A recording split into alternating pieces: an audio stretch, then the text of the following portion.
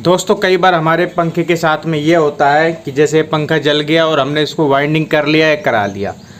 अब जब हमने इस पंखे को निकाला था, ओपन किया था, तो ये परफेक्ट तरीके से घूम रहा था, जाम बिल्कुल भी नहीं था, कहीं भी टच नहीं हो रहा था, कोई दिक्कत नहीं थी, कोई इशू नहीं था, बस पंखा जला हुआ था। लेकिन हमने इसको वाइंडिंग किया। वाइंडिंग करने के बाद जब हम इसमें फिट करते हैं, फिट करने के बाद ये ऊपर का ढक्कन लगा देते हैं और इसके पेच कस देते हैं। उसके बाद प्रॉब्लम ये आती है कि पंखा को हम घुमा रहे हैं तो पंखा क्या हो जा रहा है, जाम हो जा रहा है। एक साइड से हिलता है, एक साइड जाम हो जाता है। ओके,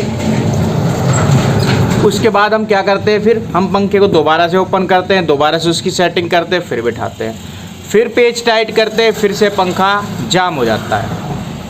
अब जैसे हम इसको ऐसे लगा रहे हैं तो उदाहरण के तौर पर कि पंखा इतना हिल रहा है, फिर जाम हो रहा है, फिर टच हो रहा है, एक साइड घूम रहा है, एक साइड टच हो रहा है, या कई बार पूरी तरह से जाम। तो ऐसा क्या होता है कि वाइंडिंग से पहले पंखा बिल्कुल फ्री चल रहा था, ओके चल रहा था, लेकिन जैसे ही वाइंडिंग करके मोटर को फिट किया, उसी मोटर को फिट किया और पंखा जाम हो रहा है। अब बहुत सारे भाई ऐसी कंडीशन में क्या करते हैं कि वो देखते हैं कभी ये जो इसका रोटर होता है इसको पलट के लगा देते हैं कि पलट के लगा देने से काम चल जाएगा। तो ऐसे भी काम नहीं चलता है दोस्तों। होता यह है, साफ आपको बता रहा हूँ, वीडियो में ध्यानपूर्वक सुन लीजिएगा। ये जो स्टेटर होता है, जब हम इसकी वाइंडिंग करते हैं तो सीधी सी बात है, पुरानी तार को, पुरानी वाइंडिंग को हमें काटना पड़ता है।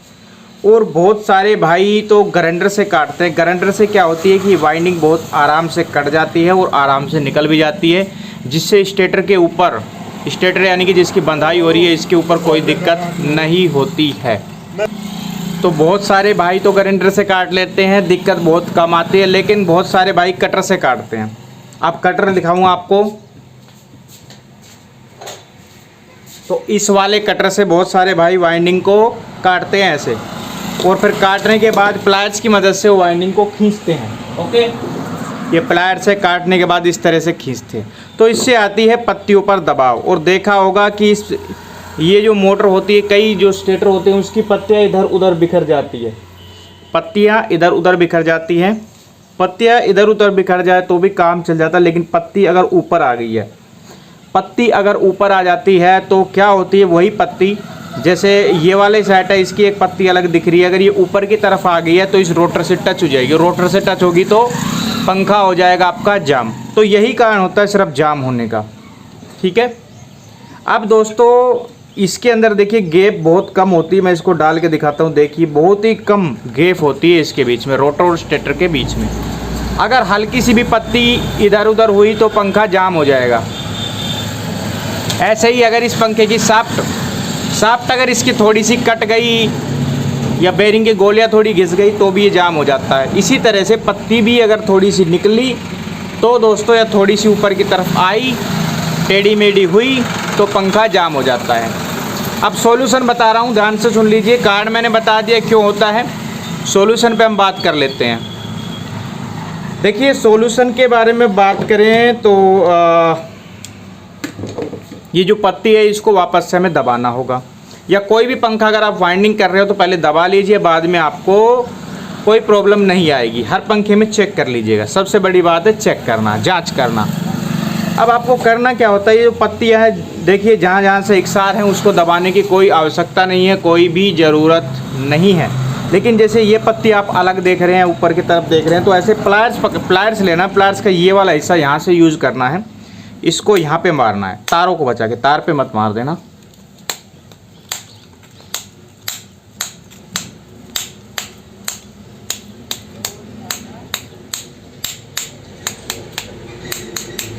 ठीक है दोस्तों, इस तरह से जो पत्तियां निकली हुई हैं सिर्फ उसी पे मारना है। जो आपको लग रहा है कि टच हो सकती है, जैसे ये पत्ती ऊपर थी, ये दब गई, ये पत्ती कुछ आपको देखने में वीडियो में दिक्कत हो रही है, लेकिन ये ऊपर की तरफ निकली हुई है और ये टच होगी, तो इनको दबाना बहुत ही आवश्यक होता है।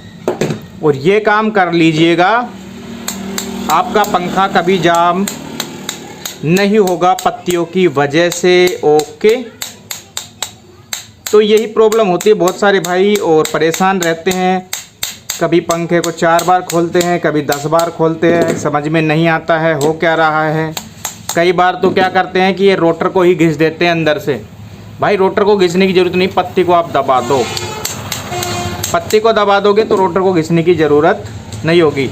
रोटर को घिसने की ज़रूरत तब पड़ जाती है, कई बार रोटर को अंदर से घिसना तब पड़ सकता है जब कई बार इसकी सीट वगैरह की दिक्कत हो तब। कई बार सीट लूज हो जाती है, बैरिंग की गोलियां घिसी होती है, देखा जाता है कि लूज होता है तो अभी इधर उधर चिपकता है, तब कई बार ये थोड़ा सा टच होके चलने लगता है, चलता है लेकिन थोड़ा टच होके चलने लगता है। ऐसी कंडीशन में आप रोटर को थोड़ा सा घिस सकते हैं अंदर से, रेग मार्क से। ज़्यादा घिस दिया तो इस पंखे में गड़बड़ हो जाती है, पंखा बहुत ही नाजुक होता है ये वाला, ठीक है। तो दोस्तों आज की वीडियो में बस यही जानकारी आपको देना चाहता था। एक छोटी सी जानकारी मैं आप लोगों को और दूंगा। जानकारी ये देना चाहता हूँ दोस्तों कि ऐसी प्रॉब्लम कूलर मोटर के साथ में भी होती है, तो कूलर मोटर में भी आपको ये चीज़ ध्यान में रखनी चाहिए। उसके ऊपर एक डिटेल वीडियो बनाऊंगा। कूलर मोटर की जाम होने के बाद क्या कारण होते हैं, उन कारण का निवारण कैसे कर सकते हैं, डिटेल वीडियो बनाऊंगा। तो ये है हमारे पास एक स्टेनलेस स्टील, ये क्या करता है गेज चेकर है। इधर से आप समर्सिबल वायर को चेक कर सकते हैं, समर्सिबल की जो वाइंडिंग वायर आती है इसमें डाल करके आप चेक कर सकते हैं कितने नंबर वायर है। और इधर से आप ये वाली वायर जो होती है हमारी, जो ज़्यादातर हम यूज़ करते हैं इंसुलेशन वाली, इनको हम चेक कर सकते हैं। SWG wire, standard wire gauge को हम चेक कर सकते हैं कितने नंबर, तो इसमें डाल करके। और ये पड़ता है 150 से 200 रुपये का। तो इसको मैं सेट कर दूंगा वीडियो के अंदर, तो आप इसे ख़रीदना चाहे ऑनलाइन फ्लिपकार्ट से ले सकते हैं। इसके अलावा देखा जाता है ये हमारा कटर जो होता है टपारिया का है, ये मजबूत कटर है। एक बार ख़रीद लिया तो सालों साल चलता है, बहुत सालों से मेरे पास ये है, काफ़ी अच्छा चल रहा है, कोई प्रॉब्लम नहीं आती है। ये भी आप खरीद सकते हैं। ये मजबूत वाले बैरिंग पुलर हैं जो कि ऊपर का बैरिंग निकालने के काम आता है, पंखे वगैरह के सीलिंग फैन में भी काम आता है, सभी पंखों में काम आता है। और ये होता है बैरिंग पुलर जो कि ये नीचे वाला जो बैरिंग अगर यहाँ पे है उसको निकालने में काम आता है। तो सभी को मैं यहाँ पे वीडियो में सेट कर दूंगा, यहाँ पे या ऊपर आपको दिख जाएगा, इनका चित्र दिख जाएगा। तो इस पर क्लिक करके आप इन प्रोडक्ट को अगर आपके पास नहीं है तो ख़रीद सकते हैं। तो आज की जानकारी कैसी लगी हमें कमेंट करके ज़रूर बताएं। तो ये समस्या बहुत सारे भाइयों के साथ में आती है, इसलिए मैंने वीडियो बना दिया और आगे भी आप लोगों के लिए वीडियो लाते रहेंगे। बस आपका प्यार बना रहे, वीडियो के साथ बने रहिए, छोटी छोटी जानकारी लेते रहिए। और आपके पास भी कोई नॉलेज से भरी जानकारी है तो प्लीज़ कमेंट में शेयर करिए, ताकि लोगों को जानकारी ज़्यादा से ज़्यादा मिले, ज़्यादा परफेक्ट तरीके से काम कर सकें। और आपकी जो जानकारी आप शेयर करेंगे उस पर भी हम एक डिटेल वीडियो जो है उन पर बनाएंगे। जो भी आप कमेंट करते हैं हम उनको थोड़ा इकट्ठा करके कोशिश करते हैं कि वीडियो बनाने का। तो छोटी छोटी समस्याओं के बारे में छोटी छोटी जानकारी या शॉर्ट वीडियो या बिग वीडियो हम डालते हैं। तो आज की वीडियो 8 मिनट की हो गई है, तो चलिए ख़त्म करते हैं, फिर मिलेंगे। जय हिंद, जय भारत, वंदे मातरम। सभी को हाथ जोड़कर मेरा जय श्री राम।